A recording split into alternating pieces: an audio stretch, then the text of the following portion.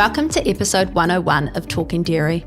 I'm Talissa, Squire, an area manager with DairyNZ. In this episode, we're talking about breeding high breeding worth or BW cows and how you can lift genetic gain in your herd. Back in March, DairyNZ and Fonterra ran a series of on-farm events on this exact topic, and one of these was hosted on the South Taranaki farm of Donovan, Croot and Sophie Cookson. These two are first-generation farmers, and they've built a herd that's now in the top 1% for breeding worth. That doesn't happen by accident. Donovan and Sophie are super focused on genetics, and they've been really intentional about the decisions they make. They've followed the DairyNZ 5 ways to a high BW herd. That's using high BW bulls, targeting replacements from your top BW cows and heifers, keeping accurate and detailed records, using DNA parentage verification, and finally, regularly measuring your performance. Donovan and Sophie are doing all of this, and in this chat they share what's working, what hasn't, and what they've learned along the way. So whether you're just starting out or looking to take your breeding to the next level, there's something in here for you. Let's get into it. Let's start with your story. So you guys are first generation dairy farmers who didn't really grow up on a dairy farm. How did you both get into dairy farming?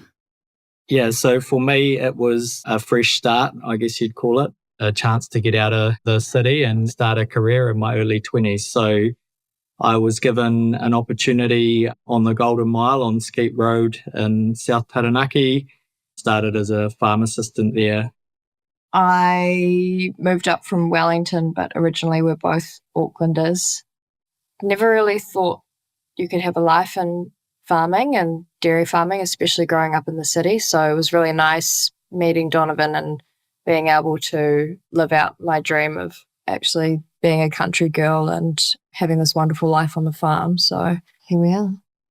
Given where you are now as share milkers, how did that journey into dairy farming start for you in terms of what were your initial roles that led you up to where you are?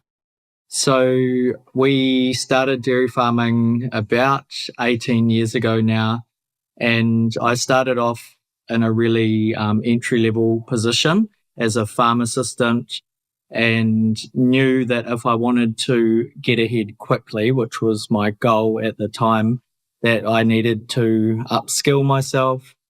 At the time, Ag ITO was the training provider, and I enrolled in I think I started at level 1s. I was an early high school leaver and just worked my way through those courses as I was progressing in the industry. Sophie and I met while I was a farm assistant and waited until I moved up in the world to an assistant farm manager till she decided to shift up from Wellington and move in with me. And from that position, I went on to be a herd manager on a larger scale dairy farm, again in South Taranaki. And really love the challenge of large herd farming. It is a bit of a different kettle of fish in terms of just not getting to know, each and every cow on a individual level by number or by udder. But it really taught me some great time management skills and team skills as well, working with a team of people. And also, I guess, planning. It took sort of really careful planning and management just to keep everything ticking along nicely there.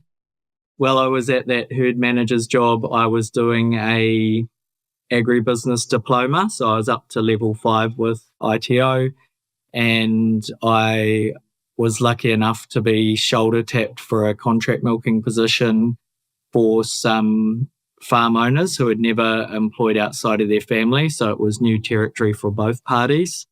And contract milking at that stage was a fairly new thing. There wasn't a heck of a lot of it around, but we gave it a whirl and got our first taste of being self-employed dairy farmers.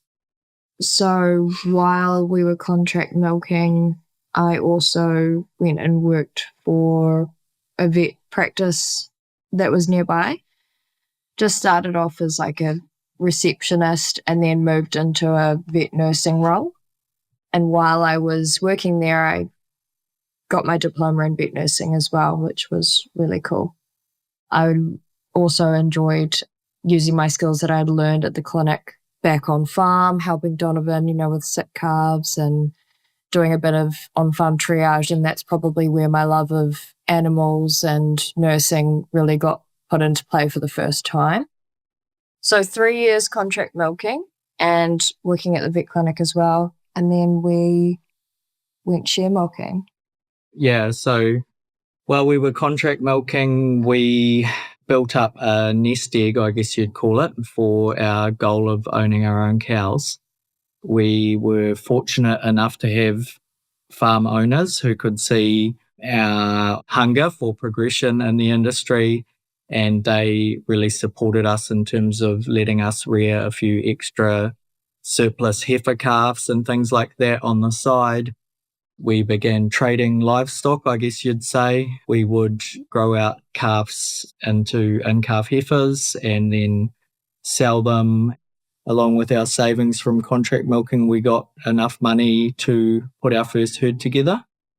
Even as a trainee farm manager, I do remember you buying and selling calves and things like that. You know, it was probably when you came back from Farming to Succeed, which was like quite a good program that Grant Taylor ran. And when you came back from that, I just remember you being really ignited with like wanting to take action now to do something, you know, in terms of for your progression. So taking control of and, you know, creating some wealth. And I think we saw stock as a good way of doing that.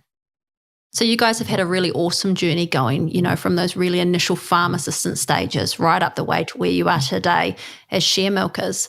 And so from that, with today's topic, I'm really keen to know, where did your passion for breeding high genetic merit cows come from?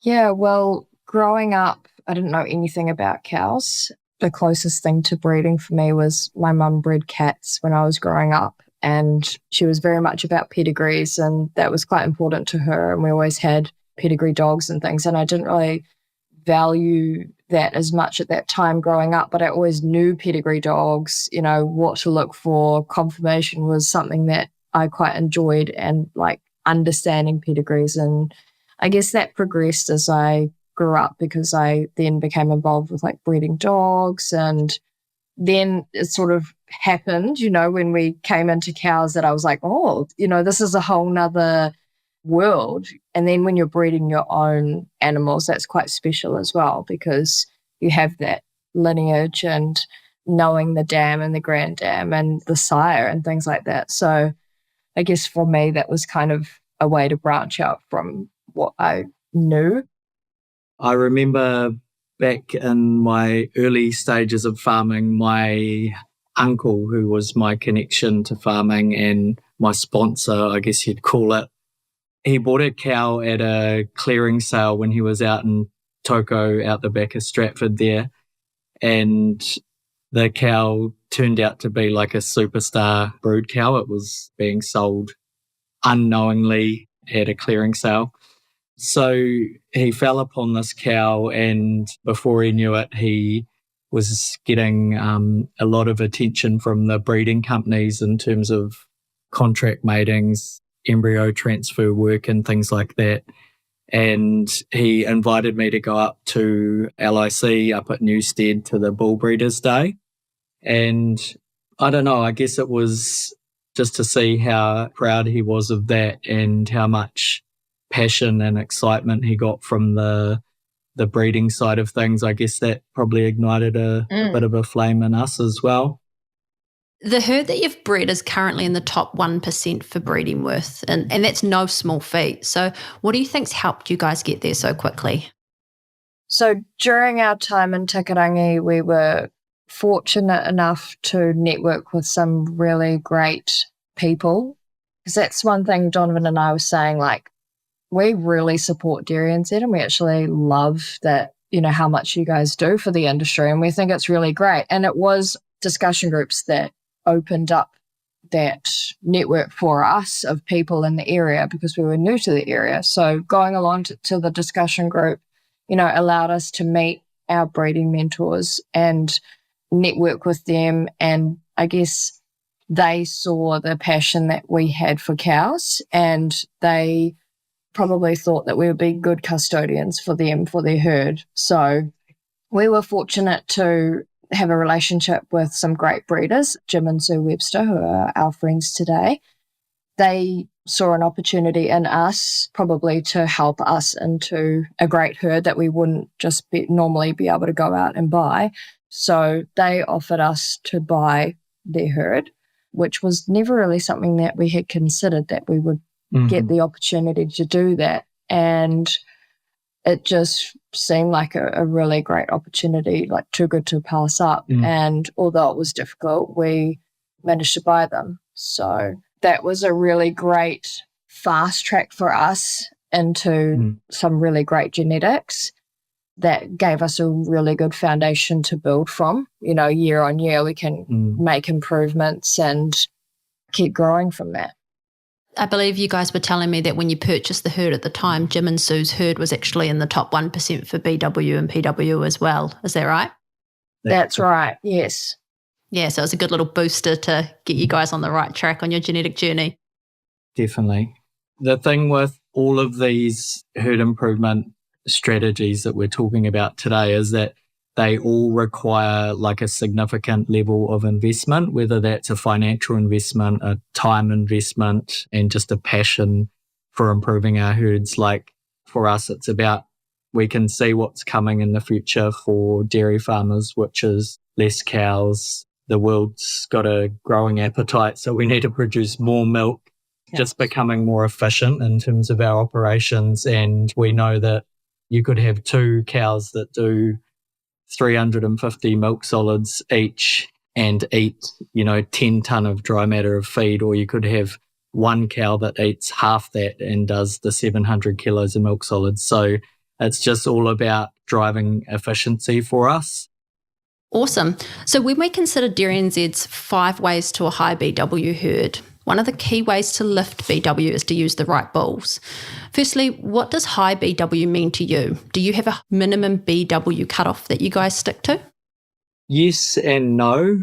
We used to. When we first started out, we were probably super BW focused.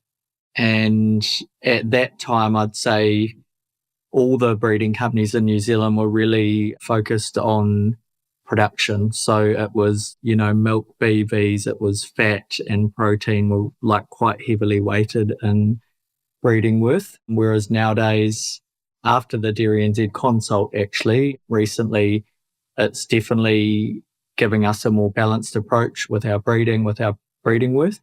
So we're taking into consideration things like udders and fertility and things like that are much more important. What we found was that, because at the same time as us trying to breed a really top-ranking herd, we were also trying to see how much milk we could produce with our herd and ramping production right up. So we were finding that these cows we were breeding were super capable of producing a lot of milk, but they didn't perhaps have the conformation to back that up. So, yeah, we try to take a more balanced approach these days and focus on all aspects of the cow rather than just what she can produce. And I think like with BW as well, we were taking into consideration if we're using a Friesian, we can expect a little hit for BW, and especially if it was a pedigree Friesian or something like that. So just understanding what BW is going to complement a cow and things like that too. Like if you have a cow with a really high BW, you can probably afford to have a lower BW for the sire, especially if he adds something really great like a high fertility. So just now we're able to pick and choose where we can use it or perhaps have a lower BW in some cases. So if she's got the right traits and whatnot, you're willing to sacrifice a little bit of BW to bring that into the herd.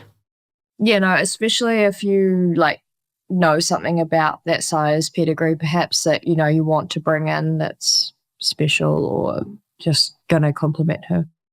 Yeah, and I guess that lends into the next question. With those 5 ways to a high BW herd, they say that if you can only do one thing, you choose high BW sires. So how are you guys selecting your bulls each season? It's definitely a process. Usually Donovan and Jim are having little koreros being like, oh, who's up and coming at the moment, and, who should we be watching, and, in terms of ranking sires, and there's usually somebody that they're talking about.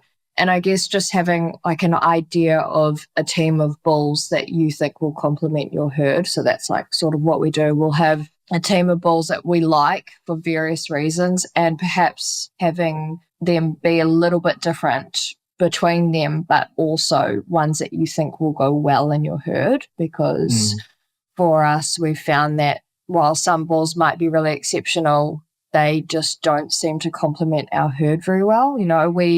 I guess if you're, breeding well, you kind of want uniformity in your herd. And so you're kind of trying to have them all similar so that when you're feeding them and things, we're not able to preferentially feed. So we're sort of hoping that they're all sort of similar stature and, same efficiency and things like that. So they're all different, but trying to have some sort of uniformity and selecting bulls that you think will be able to balance everybody, well. Part of our processes would just be, what type of cows do we have? What type of cows do we want? How can we achieve the cows we want with what we have? And which bulls do we need to bring into our herd to achieve that? And I guess we are able to be quite selective because I do the AB on farm and we nominate. So we've got a bank there, we can pull the bulls that we like. And in the back of our mind, we usually have a list of cows that we want to go to sexed. Those are cows that don't have contracts against them. So we use Cow Manager to be able to identify when those high genomic cows are suitable for sex semen. And we would like to use the semen after their second heat so that we know that they're more likely to hold and things like that. So we would already have cows pre-selected that are of high genetic value, and we can choose a bull that's going to complement her. One of our key strategies that we've sort of learned by a bit of trial and error over the years is that you can't put a good bull over a crap cow and expect a good outcome. So that whole breeding from your best thing is definitely something that we focus on more and more each year, actually. I think a lot of farmers probably underestimate the importance of the maternal line and how strong that is and how important that is. And people do put a lot of focus on these great bulls, but they come from really great maternal lines as well, and we really hold our cows accountable. Like if they're not good, they don't stay. And we wouldn't keep cows, in our herd or breed contract cows that we wouldn't want in our herd. We have to like them. They have to be good, and we're quite harsh on them in terms of, their health and things. They need to be holding their own weight. I guess it's across the board, you guys try and target balance in your system. Like I've heard you say it already. Yes. And it's similar here. It's about balancing the genetic merit of your sires alongside your genetic merit of your dams so that you guys can receive the best outcome in terms of the calves. Yeah, definitely. When I've chatted to you previously at our event, you made it really clear that you've got a plan for who gets what semen, so such as beef, sexed, short gestation, for example. Can you just walk us through your mating strategy and how you decide which cows or heifers are worth rearing from and who gets what? We use our data set, so our herd testing data, which feeds into our BW, PW, and we identify our bottom 30% of the herd to go to beef. So those are the bottom cows in terms of their index. Then each day, if we have a group of cows on heat, we milk 180 cows. So on a big day, we might get 10 to 12 cows on heat. We'll draft those in the morning and we'll have a look at who's in the pen after milking and how long they've been in heat. If they're in that really good window of the later part of the onset of heat, so anything sort of 16 hours plus from the onset of heat, those are the cows that are suitable for sex semen. And then we'll sift through those and see whether we want to breed replacements from any of them. And, for us, it's about, do we enjoy milking that cow? Is she a pleasure to milk? Does she cause us any issues health-wise? Has she got a good temperament? And from our team of bulls that we've got sitting in the AB bank, is there a complementary mating there for that cow? Or, is it going to add anything to that cow? Those will get the sex semen. Also, we have, I'd say, a quarter of our cows are tied up with contracts with the AB companies so that we already have mating selected for those cows. So those are super easy to manage because we've already gone through that whole sire selection process there with the breeding teams. Yeah, we just go through the motions and select that way, I guess, process of elimination. So our herd is all DNA'd and profiled. So I like to have a look in Minder and look at their individual components and see. You look at their breeding values? Yeah, their breeding values and their herd tests and things like that, and see, what are they bringing to the table and what do they need. And from there, knowing their families as well, like we can choose a bull that would be really complementary. So we'll, before mating, we'll have a look through and I'll probably make a little spreadsheet of which bulls, because we'll have a team of bulls that we would like, and then just jot them down as well. And there's also the bull search. Yeah, so that's really a really handy tool to be able to build your little bull team and see what they're bringing. If we go on to the next step of the 5 ways to a high BW herd, the second step is to target replacements from your top BW cows and heifers. What's your guys' approach to selecting replacements? It's changed a little bit over the last couple of years now that we have access to genomic information. So we are early adopters of genomic testing of our heifer calves. So we're really fortunate here on our farm where we have quite a generous replacement rate. We're allowed to rear 30% replacements, which is wonderful. And what that does is that gives us an opportunity to put a bit of selection pressure on that mob of heifers that we're bringing into the herd. So we're able to go through and look at their maternal lines, their genomic information, and we're able to sell a line of heifers and just bring, the best ones back into our herd. And, each year, I guess we're also a little bit more picky at the time of breeding because obviously it's less wastage in a way if we can just either mate that cow for a replacement or not. But I guess even those surplus ones are still giving someone out there an opportunity to get their hands on some pretty good heifers to join their herd. Yeah, absolutely. Because when we looked over your LIC reports, over 60% of your dams had a BW higher than 360. So even your guys that maybe not have made it to your replacements still have some opportunity out there. You're absolutely right to help somebody else. Yeah. The third step of the 5 ways to a high BW herd is all about keeping accurate and detailed records. And so for you guys, record keeping must play a really big role in all of this. So what are you guys tracking on farm, and are there any tools or apps that you find especially useful? Yeah, we're very fortunate. Gone are the days of the little yellow notebook. We have so many apps and things that make our life really easy these days. We have Minder and their suite of apps, Minder Carving. We can record our carvings on the go. We can tag our calves with temp tags in the paddock in the Minder app and then give them their permanent tags back in the pen later when time allows. So with Cow Manager, we can monitor the health and fertility and nutrition of the herd, which is really crucial through the transition period from dry to lactating, monitoring their health and obviously for fertility as well. So that's really handy for us. Also helps with the timing of insems when we're using expensive stuff like sex semen and things like that. Yeah, absolutely. And it enables us to monitor the heats for our yearlings as well. So we do AB on our yearlings and we can just really target them for replacements too, which is quite cool, something a bit different. The fourth step of the 5 ways to a high BW herd is to use DNA parentage verification. You guys have already mentioned that you DNA test. So has that changed how you manage replacements and pick your best animals? What benefits have you guys actually seen from that?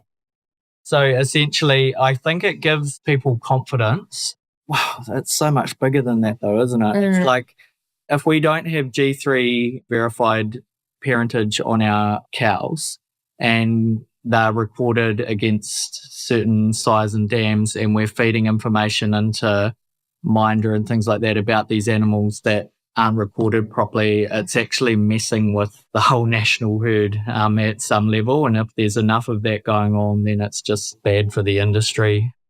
Like we wouldn't buy animals necessarily unless we really trusted the people or knew them personally if they weren't DNA G3 verified. Even the best operators can mismother. Definitely. Like we've seen it firsthand. We get, like, we rear 50 calves each year and there's always one or two that come back with question marks. That's in a small herd. Yeah. You know, so it's part and parcel with the nature of calving, especially in spring. It's hectic. Yeah, absolutely.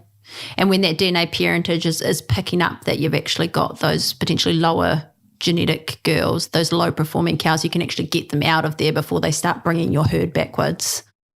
Yeah, genetics is just so interesting, you know, even when you've got like ET sisters and things like that, looking at the variation between those sisters is just so incredible how they can vary, and they're full sisters as well, but it's just DNA. So, you know, having that DNA is such an advantage to your breeding program because you can really hone in on who they are.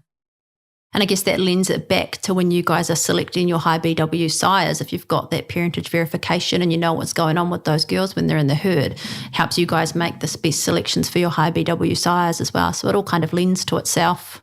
Yeah, definitely. So the fifth way to a high BW herd that DairyNZ talks about is to measure cow performance. And you guys measure that pretty closely. So I know that you herd test 5 times a year, you watch your in-calf rates and more. So what do you guys consider your key KPI metrics and how do they feed into your breeding decisions? So the way that we sort of operate is we try to just pick one key like focus area each season and try to improve it. So the season just been, we really focused on our reproduction and just trying to get back up to those industry targets of, you know, 78% 6-week in calf rate and things like that. We know that the following year, if we have a tight calving spread, we're going to make more milk early on. We're going to have cows cycling earlier, which is going to feed into better repro the following year and give us, you know, selection pressure again at the other end to be a bit more picky about who we choose to carry on into the following season. So key KPIs around that would be like our repro KPIs are really important to us. 3-week submission rate because it feeds into our 6-week calf rate. We've had years in the past where we've really focused on minimising health issues during calving, because we know that healthy cows are going to make more milk, they're going to get in calf easier. KPIs there would be like percentage of cows that got metabolic issues during calving, or percentage of cow deaths on the farm that season and things like that. You know, even down to the details of calves and making sure that we have really stringent calf rearing procedures and good health in our calves. We try to minimise losses there as well. And when we look at your guys' dairy-based reports, we can see that the production per kilogram of live weight from your herd was around 136%. And your girls were producing around 630 kilograms of milk solids per cow. Is this something that you guys follow quite closely? We do have a particular focus each season, but we also take like a bit of a holistic approach with the way that we farm. So yep, we definitely at the start of each season, well, before that, back in the autumn, heading into the next season, we sit down with each other first and then with our trusted advisors, our farming friends. We like to chat, and all of our stakeholders, and we put together plans for the season ahead. We try to be quite fluid in the way that we farm. We're not sort of really rigid in our plans. We farm based on what's in front of us rather than what we've always done or what's always been done, because we understand that the weather is forever changing. You can go into a season with all your ducks in a row and then boom, there's a massive weather event or something like that that throws everything out. So we try to be quite fluid and flexible. We definitely plan for the whole season ahead, just in terms of our feeding regime and things like that, just making sure that we have supplementary feed on hands for those leaner times. And I guess one thing we've really learned in recent years is like consistency is really key. Cows don't like change at all. Yeah, it's something that we learned early on. So I say that we're quite fluid, but also we try to be fairly consistent just in terms of getting our cows off to a good start and then reaching a fairly good peak, but then holding them there for as long as we can. You know, we know that it's going to be wet and cold in spring. We know that summers can get really dry and challenging down here. So we try to make sure that we have feed on hand, because even the old school farmers will tell you that silage stacked in the paddock or a hay barn full of hay is always a good insurance policy, and it's never going to go to waste. So. You guys have kind of touched on it earlier. You know, you initially started with that strong BW focus, and then you started really focusing into those BV traits. So can you just tell us a little bit more about the challenges you've had with fertility and type traits and how you're managing that now?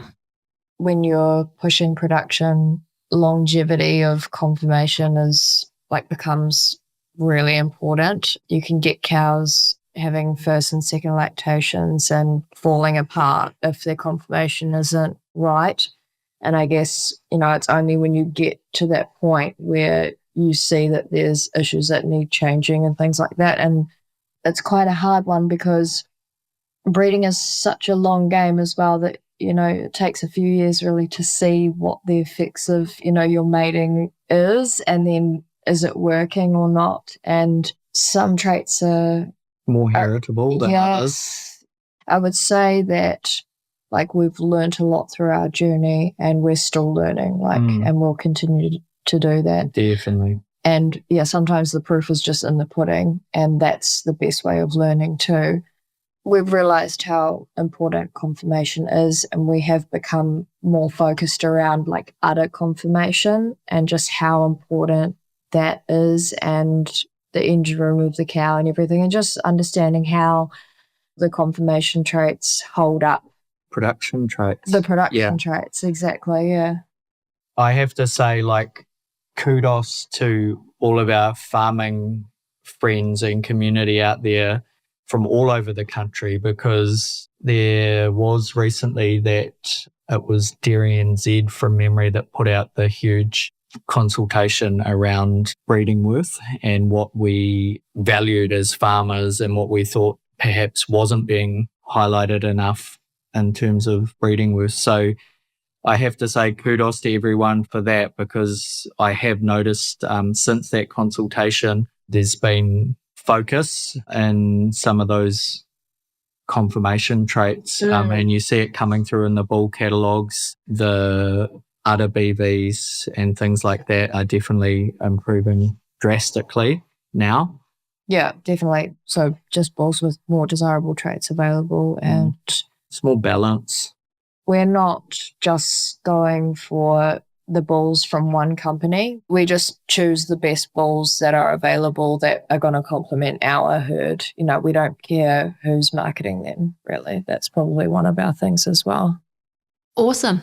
And to wrap up our final question of the day, for anyone listening who wants to make a start or take the next step in improving herd genetics, what's one piece of advice you'd give them? Get your ancestry up so you know that those animals in your paddock are who they say they are on paper. Herd test your cows. Be super selective with your mating programs. Don't breed from crap cows, because you're going to get crap outcomes. I would say know your herd, because you can't improve on them if you don't know what you're working with. So know who you're working with and have some clear goals of what you want them to look like or be like, or, you know, what improvements you specifically want to make, and maybe write them down even, have them as actual goals, because there's a lot that goes into it. So many components that goes into breeding, and I guess you could target specific areas as well. Like Donovan said, look at the recording and get that right. And then, because that's pretty much what we've done over the years, is just tick off one thing at a time. And, you know, as it all comes together, the puzzle comes together, it creates a really strong foundation for you to work with. Yeah. So I think what I'm hearing from you guys is know what you want your outcome to be and then start with those small changes to get on that journey. Mm-hmm. Definitely. That's a wrap on this episode. Big thanks to Donovan and Sophie for sharing their journey so openly and reminding us that genetic gain isn't just about numbers. It's about having a herd that's fit for the future. If you're keen to dig deeper, head to dairynz.co.nz and check out the resources on breeding worth and great tools like bull search as mentioned, the in-calf gap calculator and herd averages. We've linked them in the show notes for you. And if you found this episode helpful, share it with someone else who's into breeding or maybe somebody who's just getting started.